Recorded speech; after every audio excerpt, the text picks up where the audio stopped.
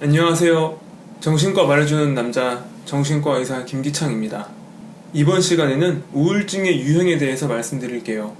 그 중에서도 대표적인 유형 두 가지 멜랑콜리아형 우울증과 비정형 우울증에 대해서 알려드리겠습니다. 이 우울증 유형 두 가지는 여러 우울증 유형 중에서도 가장 대표적인 유형이에요. 이 두 가지 유형의 증상은 많은 우울증 환자분께 해당합니다. 하지만 실제 임상 환경에서는 멜랑콜리아형 우울증이 아니라면 비정형 우울증, 비정형 우울증이 아니라면 멜랑콜리아형 우울증으로 명확히 구분되기보다는 일정 부분씩 혼재되는 경우가 많아요. 그래서 대부분의 우울증 환자분께서는 이 두 가지 유형 중 오직 하나만 해당하는 것이 아니라 멜랑콜리아형 우울증상의 일부와 비정형 우울증상의 일부를 함께 가지고 있습니다. 그럼에도 불구하고 정신과에서 이 둘을 구분짓는 이유는 환자분께 현재 상태를 명확하게 알려드리기 위함과 둘 중 어떤 유형에 가까운지에 따라서 치료 방법이나 예후에 다소 차이가 있기 때문이에요. 우선 멜랑콜리아라는 말은 그리스어로 검은 담즙이라는 단어에서 유래된 것입니다. 그 시대의 사람들은 체내에 검은 담즙이 많아지면 우울 증상이 생긴다고 보았거든요. 저는 어렸을 때 한 드라마에서 나 오늘 너무 멜랑콜리해 라는 대사를 통해서 멜랑콜리라는 말을 처음 접했던 것 같습니다. 그 대사를 한 배우의 감정 상태나 행동 양상으로 보아서 멜랑콜리라는 것은 뭔가 상당히 불쾌하고 짜증나는 마음 상태를 함축적으로 표현한 단어라고 짐작했는데요. 정신과에서 사용하는 멜랑콜리아라는 단어는 제가 어렸을 때 짐작했던 멜랑콜리와는 사뭇 다른 것이더라고요. 실제로 전형적 멜랑콜리아형 우울증은 외부의 기분 좋은 자극에도 어떠한 즐거운 감정 반응이 거의 없는 마치 저 어둡고 깊은 심해와 같은 상태입니다. 이번 시간에는 우울증의 A형 두 가지, 멜랑콜리아형 우울증과 비정형 우울증에 대해서 말씀드리겠습니다. 영상 시청 후에 궁금한 점 있으시면 댓글 달아주세요. 영상 내용이 유익했다면 하단의 구독과 좋아요 부탁드리겠습니다. 그럼 시작할게요.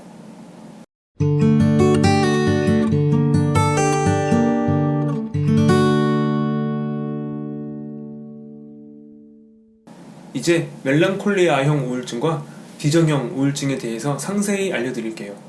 멜랑콜리아형 우울증의 특징은 다음과 같아요. 첫 번째, 일상생활에서 즐거움 또는 행복함 등의 긍정적 기분을 거의 느끼지 못합니다. 그전에는 즐거운 기분을 주었던 일 또는 활동에서 더 이상 즐거운 마음이 들질 않아요.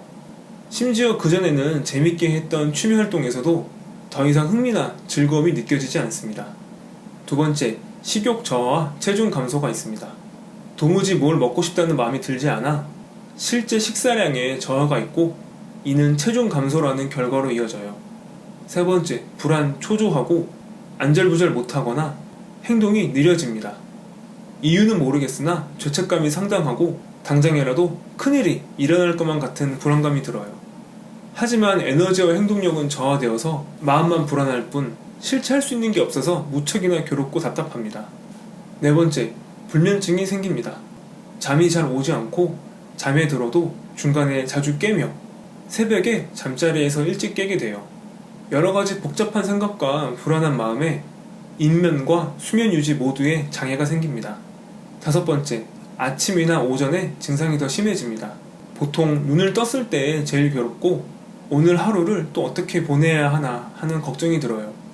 멜랑콜리아형 우울증은 일반 우울증과 비교하여 특별한 외부적 요인이나 스트레스 요인 없이 발생하는 경우가 많습니다.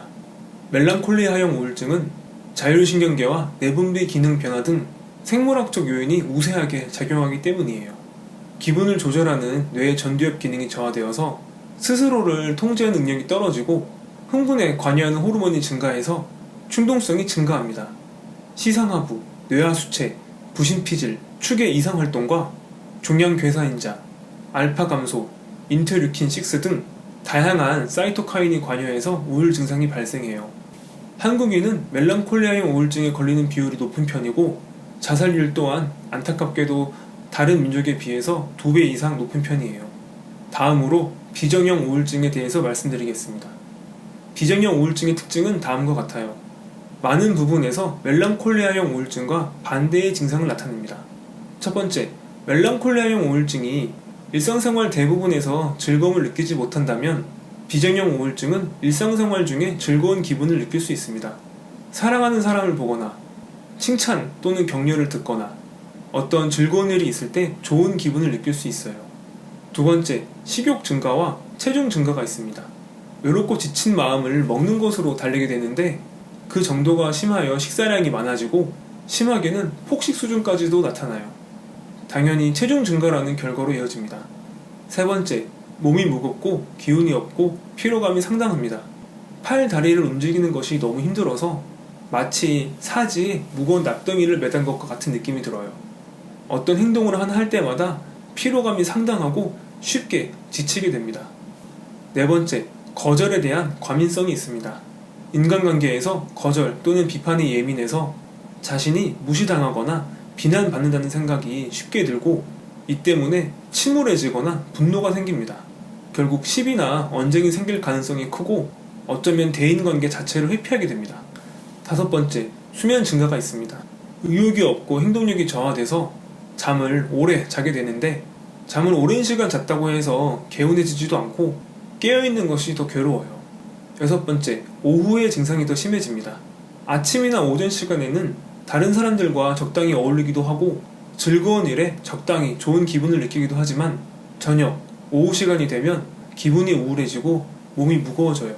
비정형 우울증이 주의해야 할 것은 양극성 장애, 즉 조울증과 관련이 높다는 것이에요.